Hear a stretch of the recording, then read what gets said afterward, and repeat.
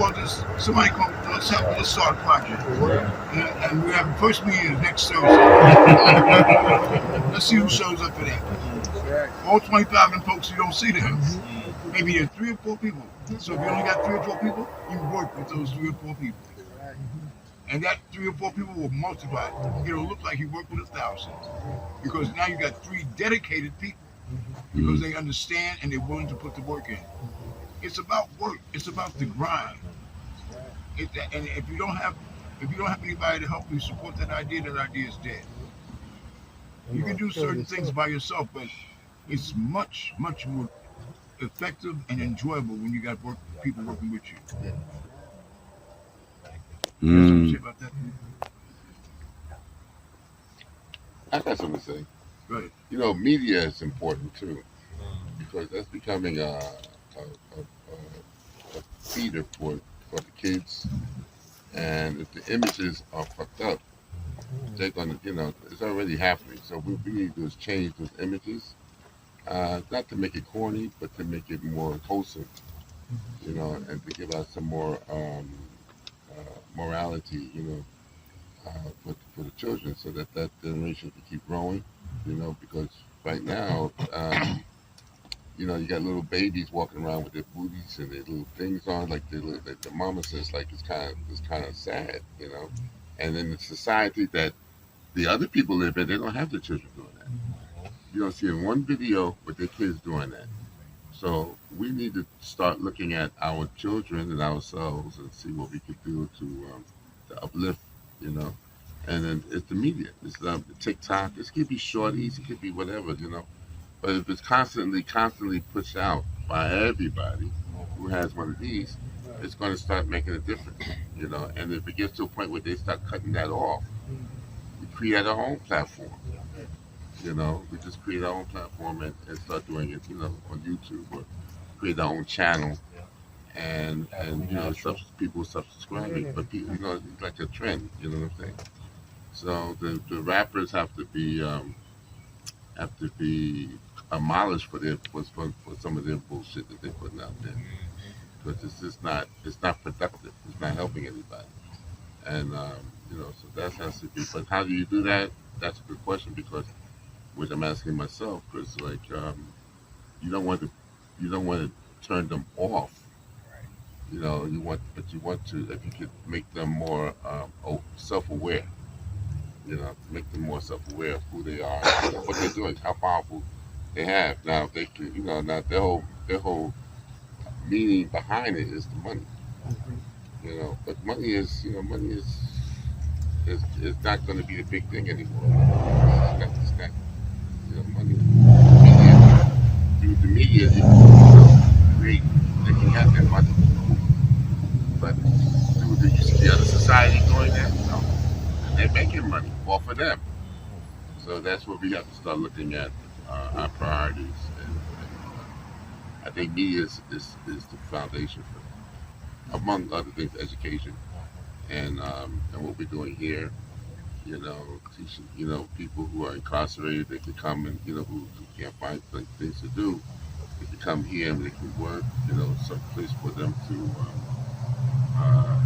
give back to society, make a way for them, and make a way for them so they can be productive, and build like a crocus spot. It used to be a little hole in the wall. And it's just growing and growing and growing. So I'm hoping it's black owned, right? Yeah. Still, is it still? Still. Check it. So that's a beautiful thing, and people come and we support that. And the same thing is happening. I think it's a good. This is a start right here.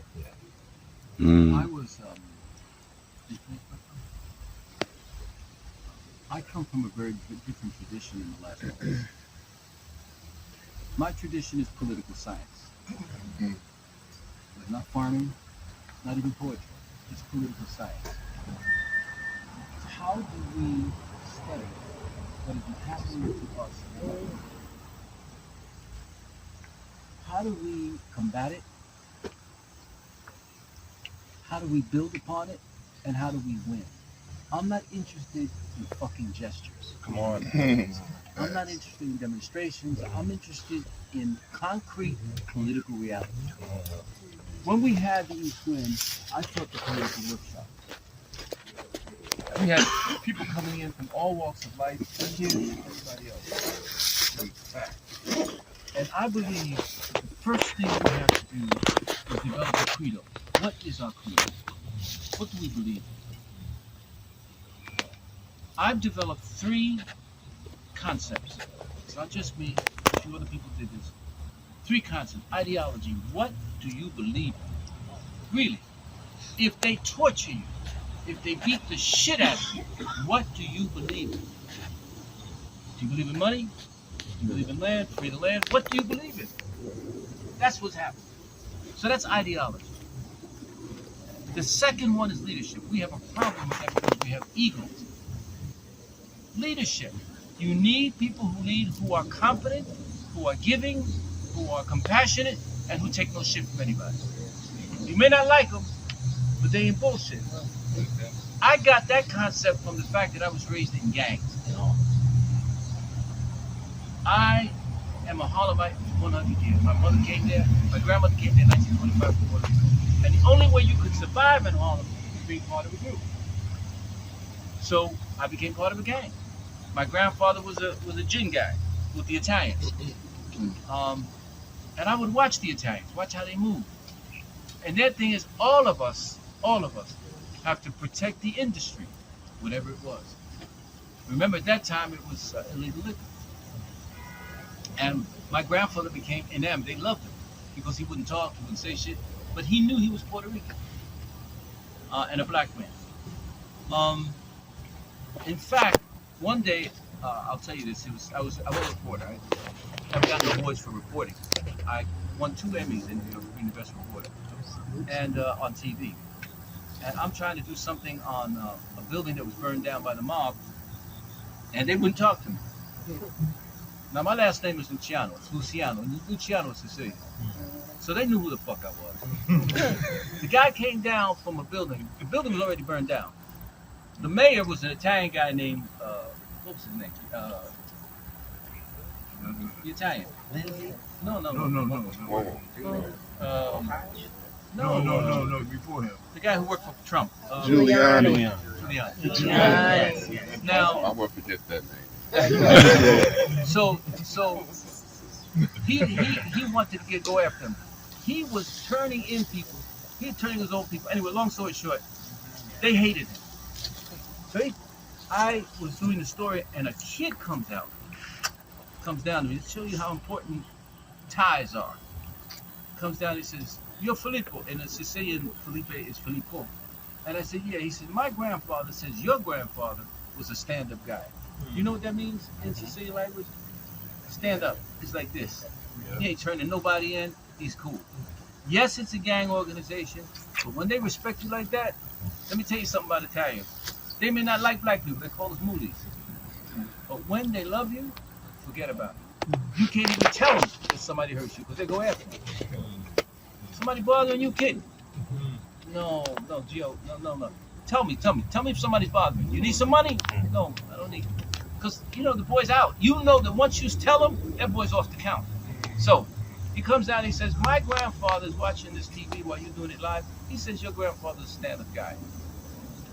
What I'm trying to point out is that all of us need a gang. You can call it an organization. That's right. The so-called founding fathers were a gang. That's right. The Carnegies and the Vanderbilts were a gang. That's right. How do we develop a black and Latin gang that is serious about not only building, but protecting the investment? Our problem, our contradiction is that we build it, but then we stomp on it. Part of the reason we stomp on it is we don't have a solid tradition of family. Their thing is we call ourselves La Familia. This is a family, Cosa Nostra. That's ours.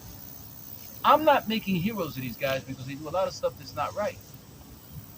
But in Puerto Rican culture, familia is everything. I don't know if you know anything about Latinos. We are about family. So the first thing is ideology. The next thing is leadership. And leadership has to be connected to family. I'll tell you a little story. Um, they've told me, I've been single a long time, they told me, you got to fucking settle down, kid. Find somebody to settle down. I haven't found that person yet, but I can assure you that settling down, when you have a home, it changes your perspective on what you have to do. Too many of us are alone. Too many men are alone. They're alone. And they're walking around acting like everything's okay. They're not okay. They're killing themselves. They have anxiety. They have nervous breakdowns. And they kill people. So it's time for us to build families. Hello? Yeah. Do you understand what I'm saying? Yeah. Families. And I don't care if you've not seen your kid in 12 years. Go see your child. That's your blood. And I don't care if the woman is sleeping with another woman. That's none of your damn business. You go take care of that child. And if she jumps in your face, say, okay, I'll come another time. But the child is important. They're looking at what you're doing. So it's ideology, leadership, and then the third thing is organization. Organization. How do we build it? Now, an organization grows organically, but it grows. There are two enemies to organization. One is the saboteur. The next thing is the saboteur, and well, there are people within the organization that always have something to contradict, always saying something to fuck things up. We're moving in this direction. Come with us. If you don't like it, you can change it.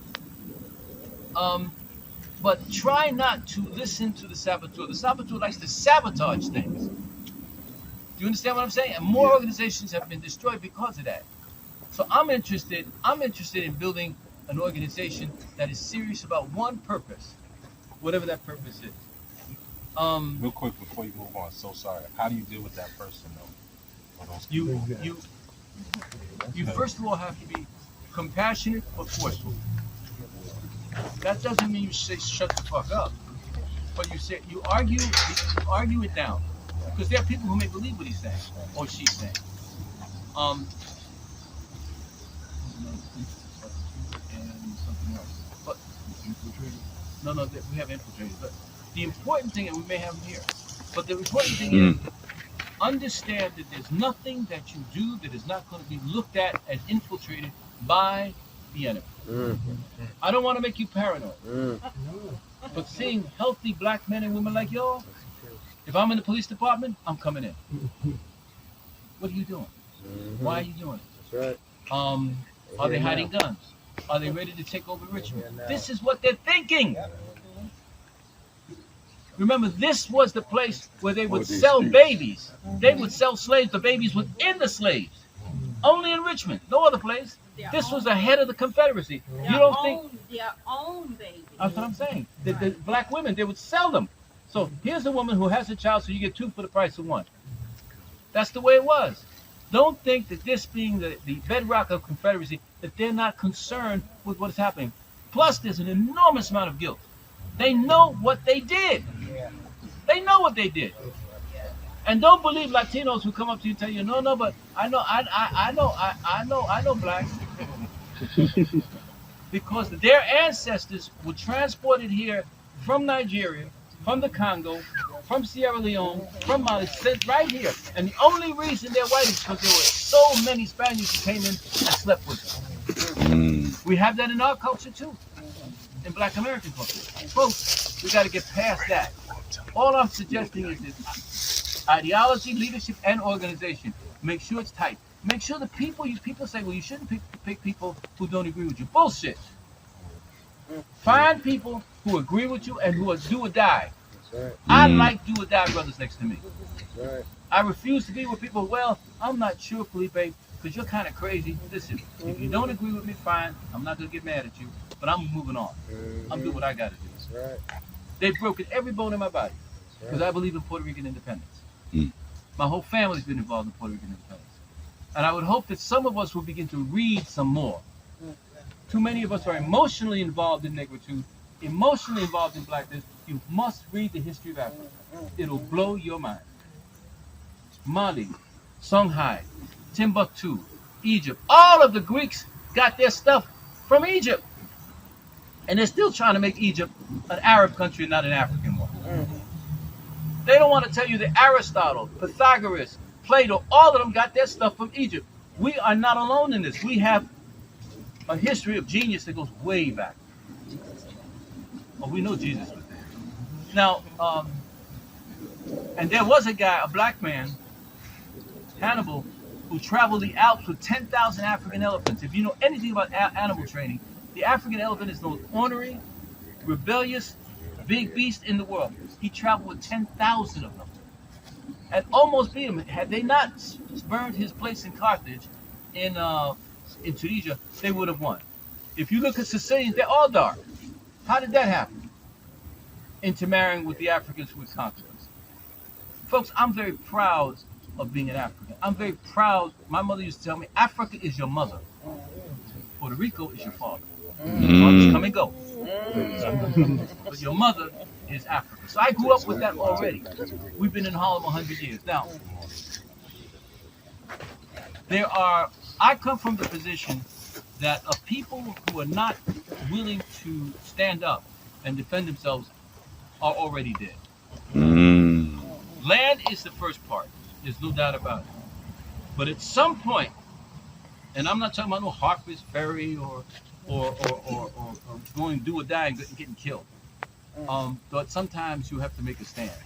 I'm saying that all of you should begin to think right now of what do we do if this punk gets elected?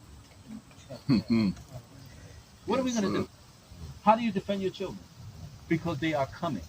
Fascism is serious business. Read the history of Germany, y'all. They said the same thing. I want to make Germany. Hitler said the same thing. I want to make Germany great.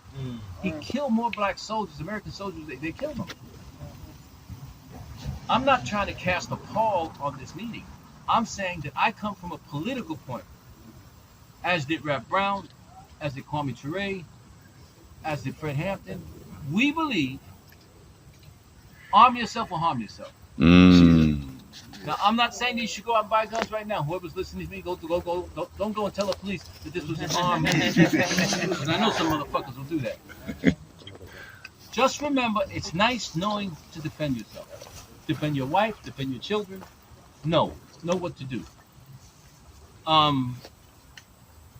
The day of reckoning is coming. I've talked to white kids who say, I wish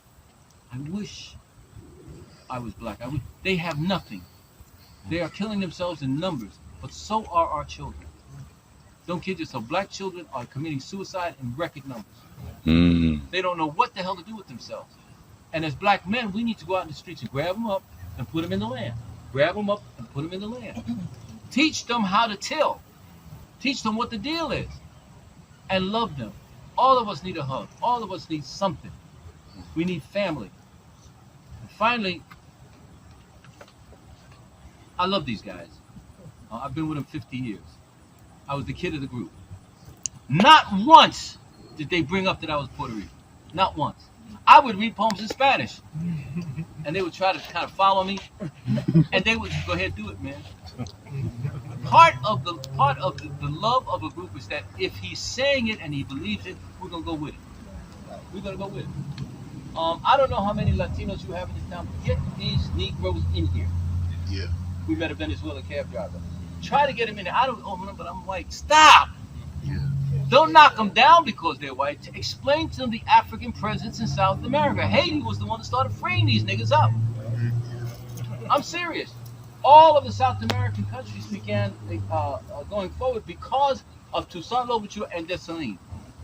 Toussaint was killed. Dessalines started. When they came in, they started trying to organize Colombia, Brazil. All of those countries became free because they started to see. In Puerto Rico, the government told Puerto Ricans, if you see a Haitian in the streets, arrest him and put him. I'm telling you, Haitians are strong people. Why do you think they're trying to kill these people so much? Is it because they're stupid?